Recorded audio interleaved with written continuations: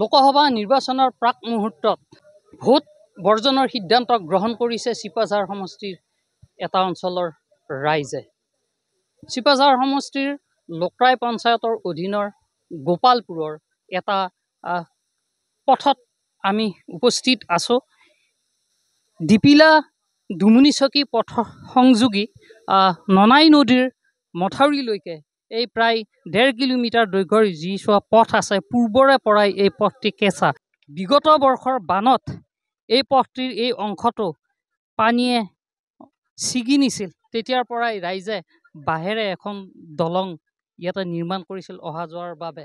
কিন্তু এতিয়াও যাতায়াতৰ অৱস্থা ইমানেই শোচনীয়, এই অঞ্চলটোত আচলতে কোনো এটা পথেই উন্নত নহয়। আৰু তেওঁলোকে ইতিমধ্যেই মত ব্যক্ত কৰিছে, যদি লোকসভা নিৰ্বাচনৰ পূৰ্বে এই পথটিৰ উন্নয়নৰ ক্ষেত্ৰত কথা নিদিয়ে, তেনেহ'লে তেওঁলোকে বৰ্জন কৰিব ভোট। কি ক'ব? আমাৰ বিধায়ক আছিল প্ৰথমতে জয়নাথ শৰ্মা ডাঙৰীয়া, তেখেতেও একো নকৰিলে আমাৰ কাৰণে, আমাৰ এই গাঁওখনৰ কাৰণে। আৰু তাৰপিছত আহিল আমাৰ বিনন্দ কুমাৰ শইকীয়া, তেখেতেও একো নকৰিলে আমাৰ কাৰণে। বেলেগ একো কৰিব নালাগে আমাৰ কাৰণে, আমাক ৰাস্তাটো দিয়ক। এই ৰাস্তাটোৰে আমি লাউজানত হেৰি আছে, ফাৰ্মাচী আছে, হস্পিটেল আছে। আমি এই ৰাস্তাটো বেয়া হোৱাৰ কাৰণে আমি তালৈকে গৈ চিকিৎসা কৰিব নোৱাৰোঁ, এটা টেবলেট আনিব নোৱাৰোঁ ফাৰ্মাচীৰ পৰা। মুঠতে বহুত বিপদ আমাৰ এই মানুহখিনিৰ। চৰকাৰে কৈ আছে, মোদী চৰকাৰে কৈ আছে ডিজিটেল ইণ্ডিয়াৰ কথা। কি ডিজিটেল ইণ্ডিয়া? আমাৰ ৰাস্তাই নাই। আমাৰ ৰাস্তাৰ কাৰণে আমাৰ ৰোগী চিকিৎসা নহয়।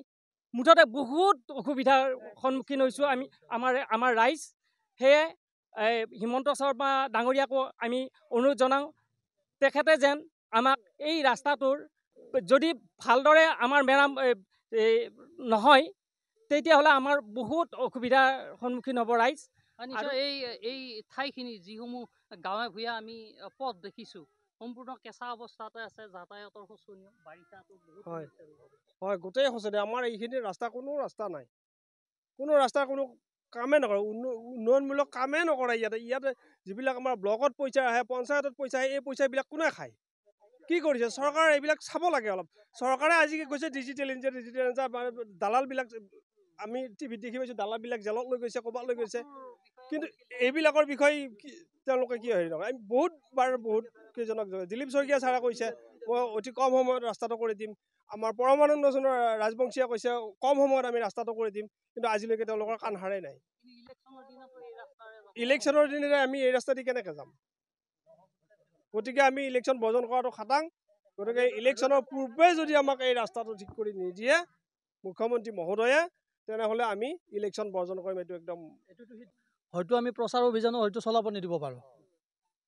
আমাৰ যিখিনি প্ৰচাৰ অভিযান সিহঁতে চলাবতো, এতিয়া লোকসভা ইলেকশ্যন আহি আছে, মানুহৰ কাৰণে ইয়াতে প্ৰচাৰ অভিযান চলাব আহিব পাৰে।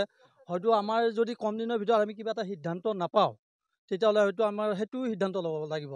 প্ৰচাৰ অভিযান আমি সোমাব নিদিওঁ, সোমাব নিদিওঁ নালাগে। কাৰণ আমাক অত বছৰে একো আজিলৈকে দিয়া নাই যেতিয়া, আমাক নালাগে। আপোনালোকে আহি পেলাই কৰিব কি? আহি পেলাই বৰ ধুনীয়াকৈ ক'ব এইবাৰ উঠি আহাৰটো হেৰিত আপোনালোকক কৰি দিম।